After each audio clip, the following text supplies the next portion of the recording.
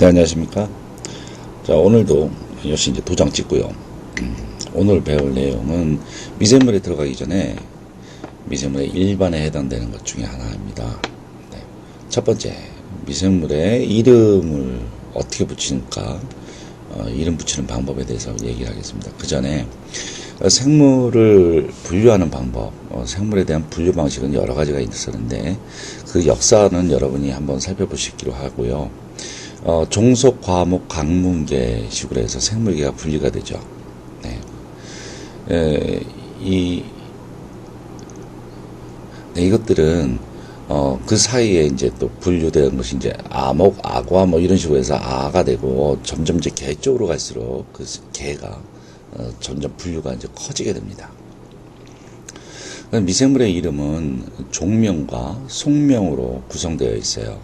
근데 속명은 앞에 놔두고 종명은 뒤에 위치하게 됩니다. 그래서 이름이 두 개의 단어로 되어 있기 때문에 이명법이라고 얘기를 합니다. 물론 그 외에 이제 분류가 되면은 더 많은 이름이 뒤에 붙기는 하지만 일반적으로 두 개의 단어로 되어 있고요. 이것들은 이탈리체로 이제 되어 있고 앞에 있는 소명은 대문자로 되고 종명은 소문자로 됩니다. 만약 이탈리체를 치지 않을 경우에는 밑줄을 쳐서 표시를 하는 것이 원칙입니다. 속명은 일종의 가족 이름이라고 생각하시면 되고 소문자는 자기의 이름이라고 생각하면 돼요. 그러니까 성과 이름이라고 생각하시면 됩니다. 한번 예를 보도록 하죠. 황국균이라고 우리가 불려지는 별명이 황국균인 것의 원래 이름은 아스퍼질러스 오리제라고 합니다. 그럼 아스퍼질러스는 바로 이제 속명이고 오리제는 종명에 해당되겠죠. 아스퍼질러스의 그 패밀리는 여러 가지가 있어요. 아스퍼질러스 나이거, 아스퍼질러스 플라버스, 뭐 여러 가지가 있는데, 이 오리제, 나이거, 플라버스 이것들이 이름이고 아스퍼질러스가 바로 패밀리 네임이 되겠죠. 아스퍼질러스의 속에 속하는 이제 종 이름들이 오리제, 나이거, 플라버스 이렇게 얘기를 할 수가 있겠습니다. 네, 미생물의 이름은 이명법이다.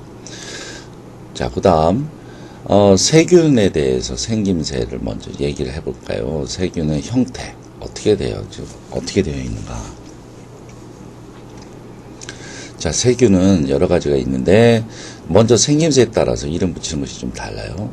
네, 이렇게 동그란 축구공 모양처럼 되어 있다. 그래서 이 구자가 이제 축구, 배구, 농구할 때 구자예요. 그래서 이렇게 동그란 모양으로 되어 있다. 이런 것은 공 같다. 그래서 구균이라고 불립니다.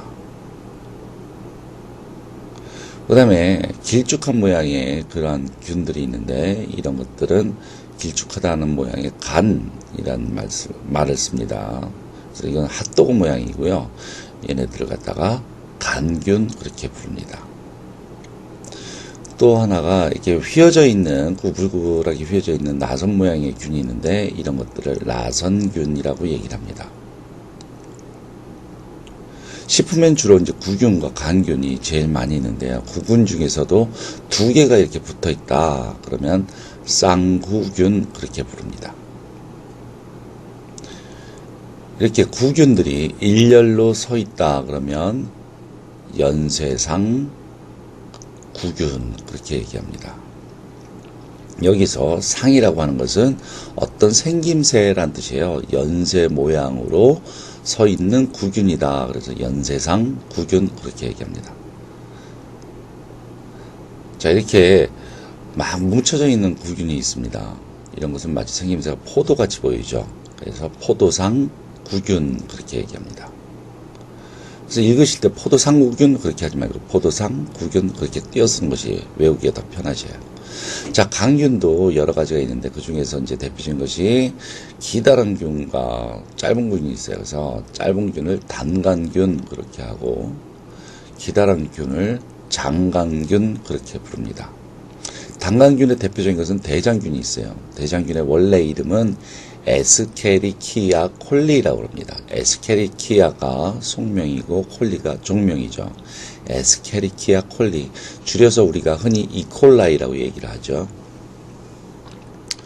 자, 구균은 대부분 이름이 코코스라고 불려져 있는 그러한 균들은 대부분 구균입니다. 그래서 예를 들어서 페디오코코스 그럼 구균이고요. 스트랩토코코스 얘네도 생김새가 구균입니다. 그 다음에 강균은 바실러스나 박테리아라는 어떤 그러한 이름이 붙여져 있으면 얘들 강균으로 생각하시면 됩니다. 대표적인 것이 코리네, 박테리움도 있고요. 얘들도 강균. 그 다음에 바실러스, 세레우스 얘네들도 강균에 해당됩니다. 그래서 이름을 보고 구균인지 강균인지 알고 싶을 때는 먼저 이름에 코코스가 있는지 바실러스나 박테리움이 있는지 한번 살펴보시고요. 나성균은 대표적인 것은 비브리오균이 가장 대표적입니다. 비브리오. 이것이 주로 이제 식중독을 일으키는 균들이죠. 자, 그 다음에 세 번째 세균의 조직을 한번 살펴보도록 하죠. 예전에 원해세포와 진해세포를 봤는데 그것은 아주 미세한 구조이고 이것은 이제 세균의 전체 구성되어 있는 조직 중에서 여러 가지 분류 방식을 한번 살펴보는 것인데요. 세균에는 현막이라는 것이 있을 수가 있습니다. 현막은 캡슐이라고 얘기를 하고요. 얘는 점질층이라고 합니다. 슬라임 레이어라고도 얘기를 합니다. 이 현막이나 점질층은 주로 세포 바깥에 붙어 있는 끈적끈적한 물질인데 주로 어디에 부착되거나 아니면 서로 간에 같이 이렇게 엉겨 붙어 있는데 사용되어지기도 합니다. 일종의 접착제 역할을 하고요. 그 다음에 이제 편모가 있는데 편모는 플라겔라라고 합니다. 이와 같이 한쪽으로만 되어 있는 그런 편모를 갖다 단모라고 얘기를 하고 한쪽에 여러 가지의 여러 개의 편모가 달렸으면 이것을 속모라고 얘기를 합니다. 그 양쪽에 이렇게 편모가 위치하고 있으면 이것을 양모라고 얘기합니다. 단모, 속모, 양모를 합쳐서 모두 다 극모라고 얘기를 합니다. 중간이나 끝이나 예외 없이 여기저기 마구 나와 있는 그러한 편모를 주모라고 얘기를 합니다. 이 모라고 하는 것은 머리카락이라는 뜻이에요. 그래서 그렇게 해서 외우시면 되겠습니다. 이해하시면 되겠습니다. 그리고 선모라는 것이 있는데 선모는 필리라고 합니다. 이 선모는 일종의 세균과 세균 사이에 통로 역할을 해주는 역할입니다. 어떤 통로냐면 서로 간에 DNA라든지 유전 정보라든지 그런 것을 정보를 넘겨주는데 역할을 하고 있어요. 그래서 운동성과는 무관합니다. 자, 이와 같이 미생물의 이름 이명법을 사용하고 있다. 네, 이명법을 사용하고 있다.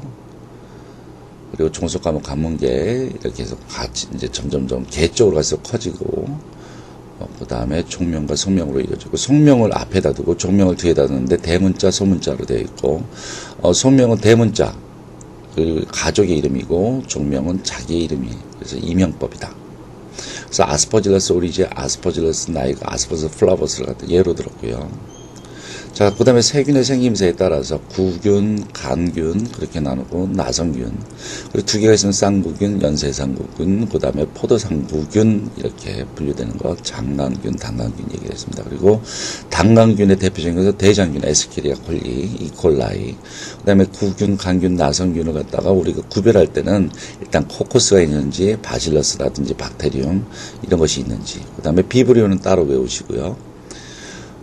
그 다음에 세균의 조직에는 여러 가지가 있는데, 교과서 보시면 더 자세히 나와 있습니다. 현막, 점진층, 편모, 그리고 선모에 대해서 간단하게 그림을 그려서 여러분에게 알려드렸습니다.